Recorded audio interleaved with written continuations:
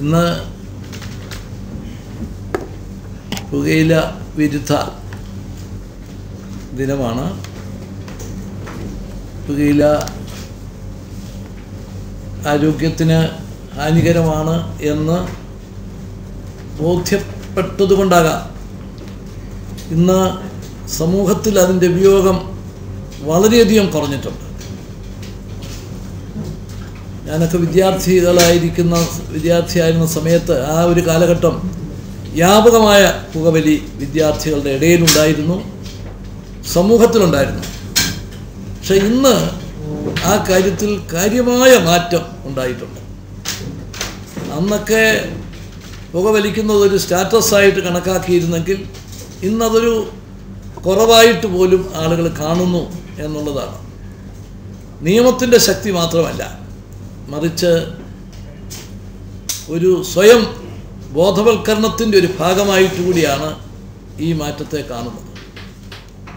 പക്ഷേ അതേസമയം അതിനേക്കാൾ അപകടകരമായിട്ടുള്ള പ്രവണത പാൻ മസാല പോലുള്ള കാര്യങ്ങൾ, അതിൻ്റെ ഉപയോഗം കൂടി വരുന്നു. അത് പുകവലിയേക്കാൾ അപകടം ചെയ്യുന്ന കാര്യമാണ്. അത് കേന്ദ്ര ഗവൺമെൻറ് ഭാഗികമായി നിരോധിച്ചിട്ടുണ്ട്.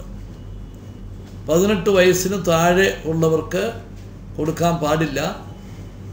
വിദ്യാഭ്യാസ സ്ഥാപനങ്ങളുടെ 100 മീറ്റർ ഉള്ളിൽ ആകാൻ പാടില്ല എന്ന നിലയിൽ ഭാഗികമായി നിയന്ത്രണങ്ങൾ ഏർപ്പെടുത്തിയിട്ടുണ്ട്. ഇപ്പോൾ നടക്കുന്ന പ്രചരണം അത് പൂർണ്ണമായും നിരോധിക്കണം എന്നുള്ള നിലയിലുള്ള പ്രചരണമാണ്. ഞാനതിനോട് പൂർണ്ണമായിട്ട് യോജിക്കുക. നമ്മുടെ സമൂഹത്തിലെ അതീവ ഗുരുതരമായ ആരോഗ്യ പ്രശ്നങ്ങൾ സൃഷ്ടിക്കുന്ന ഒരു തലമുറയെ, യുവതലമുറയെ വഴിതെറ്റിക്കുന്നതിന് ഏറ്റവും അധികം പ്രേരണ ചെലുത്തുന്ന ഒരു സാഹചര്യം അത് നമുക്കൊരിക്കലും താങ്ങാൻ പറ്റില്ല. അത് പൂർണ്ണമായും നിരോധിക്കേണ്ടതാണ്. ഇപ്പോൾ ഏർപ്പെടുത്തിയിട്ടുള്ള ഭാഗികമായ നിയന്ത്രണങ്ങൾ അത് വേണ്ടത്ര ശക്തിയോടെ അത് പ്രാബല്യത്തിൽ കൊണ്ടുവന്നിട്ടുണ്ടോ എന്ന് സംശയിക്കുകയാണ്.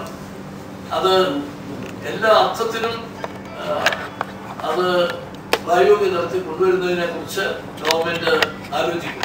രോഗങ്ങളിൽ വെച്ച് ഏറ്റവും ബുദ്ധിമുട്ടേറിയ ഒരു രോഗമാണ് ക്യാൻസർ.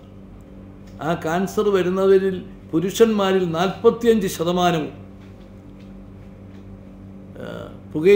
പുകയിലയുമായി ബന്ധപ്പെട്ട സാധനങ്ങൾ ഉപയോഗിക്കുന്നതിൽ നിന്നാണ്.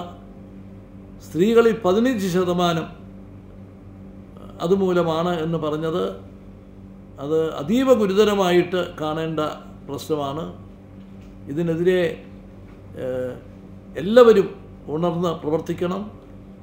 ആ കാര്യത്തിൽ മാധ്യമങ്ങളുടെ പൂർണ്ണമായ പിന്തുണ, ഈ വിപത്തിനെതിരെയുള്ള ഒരു സമൂഹത്തിൻ്റെ മനസാക്ഷി ഉണർത്തുന്നതിന് വേണ്ടി മാധ്യമങ്ങളുടെ പിന്തുണയുണ്ടാകണം.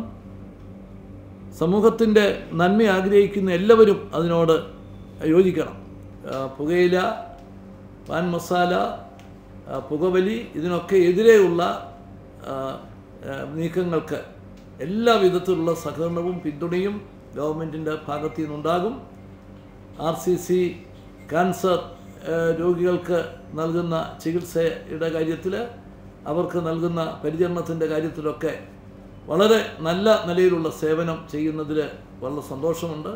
ഞാൻ അതിന് പ്രത്യേകമായി RCC ഡയറക്ടറെയും അദ്ദേഹത്തോടൊപ്പമുള്ള ജീവനക്കാരെയും ഈ അവസരത്തിൽ അഭിനന്ദിക്കാനും അവരുടെ ഏറ്റവും മെച്ചപ്പെട്ട സേവനം വരും നാളുകളിലും കൂടുതൽ മെച്ചപ്പെട്ട രീതിയിൽ ഈ ഒരു ക്യാൻസർ രോഗം വരിക എന്ന് പറഞ്ഞാൽ ആ രോഗിയെ സംബന്ധിച്ച്, ആ കുടുംബത്തെ സംബന്ധിച്ച് ഒരു വലിയ ആഘാതമാണ്, വലിയൊരു ഗുരുതരമായ ഒരു വേദനാജനകമായിട്ടുള്ള സ്ഥിതിവിശേഷമാണ്. ആ അവസരത്തിൽ അവർക്കൊരാശ്വാസം നൽകുക, അവർക്ക് കിട്ടാവുന്ന അതിൽ വെച്ച് ഏറ്റവും മെച്ചപ്പെട്ട ചികിത്സ നൽകുക എന്ന് പറയുന്നത് വലിയൊരു കാര്യമാണ്.